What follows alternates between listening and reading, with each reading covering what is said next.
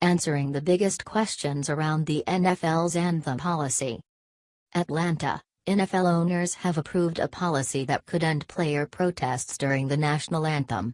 Will it work? Are owners truly united in the effort? And is it more complicated than it needed to be? Let's take a closer look at all the lingering questions. Give it to me in a nutshell. What's the new policy?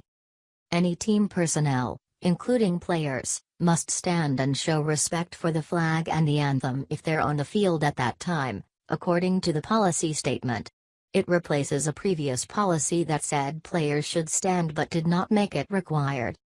What does "on the field at that time" mean? Players who don't want to stand have the option to go to the locker room during the anthem performance. There will be no discipline for doing so. We're not forcing anyone to stand that doesn't feel that's within the way they feel about the particular subjects, Pittsburgh Steelers owner Art Rooney too said.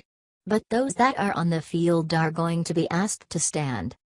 Does that mean any player in the locker room during the anthem will be assumed to be in silent protest?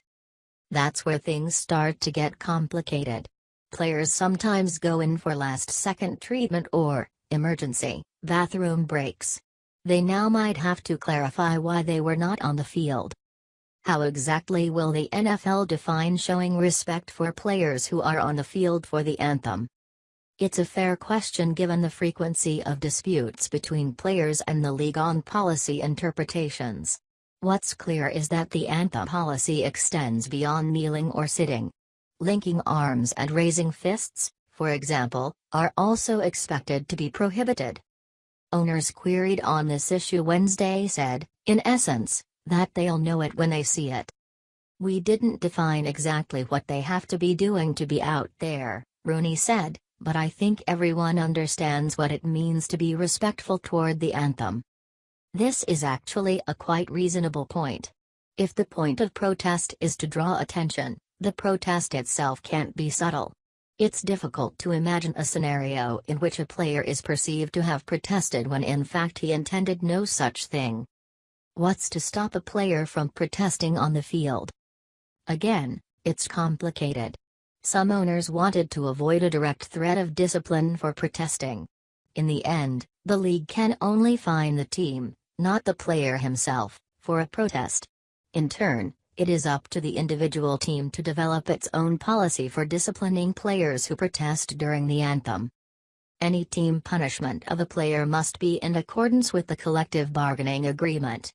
Most likely, discipline for protesting would fall under conduct detrimental to the team. According to the CBA, the maximum punishment for that violation is 1 week's salary and/or a 4-week unpaid suspension. How much could the league fine the teams? The league hasn't said, and it's an important detail. If the fine is relatively small, a sympathetic owner could pay the league and then decline to discipline the player. So, in that scenario, a player could protest and not face discipline? Correct. Will that happen? Is there really an owner who would endorse a protest during the anthem, despite these efforts? Perhaps. New York Jets owner Christopher Johnson said that he won't discourage players from kneeling, even if it results in the club being fined by the NFL. "Our focus is not on imposing any club rules, fines or restrictions," Johnson said in a statement. Johnson's comments help illustrate the division among owners. So does the decision of San Francisco 49ers owner Jed York, who abstained entirely from the vote. York didn't provide many details to explain his decision, other than to say he wanted to focus on pursuing progress. Why were owners so divided? Much like the country at large, they come from various backgrounds and political tilts. Some, including the Dallas Cowboys' Jerry Jones, were genuinely aghast at players protesting during the anthem. Some feared for the business.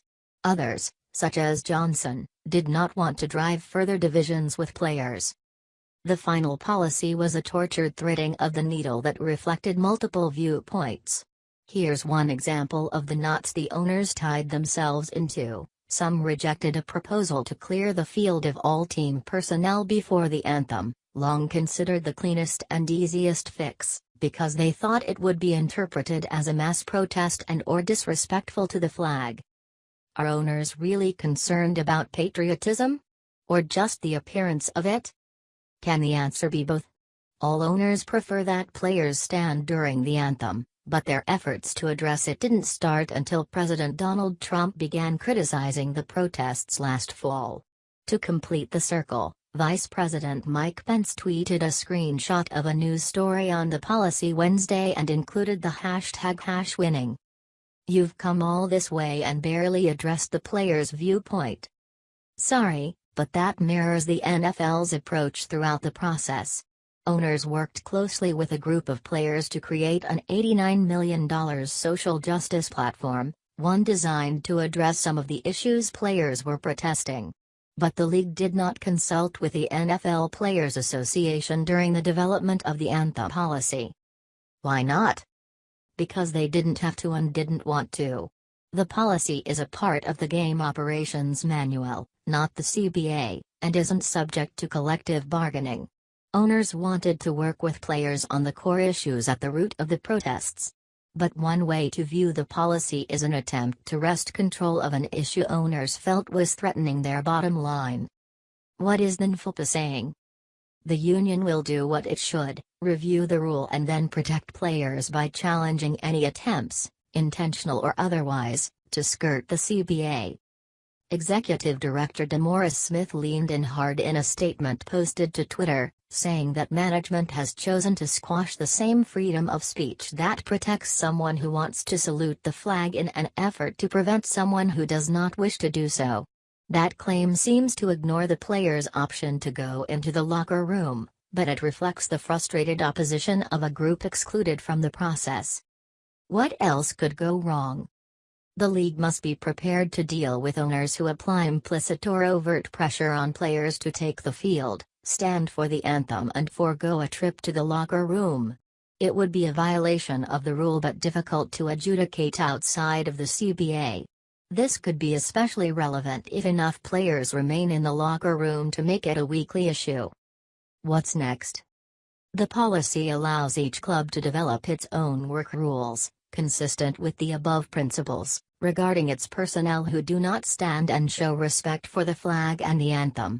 In other words, each team can decide how, or if, it wants to discipline players or other employees who protest during the anthem. The presumed deadline is the first week of the preseason.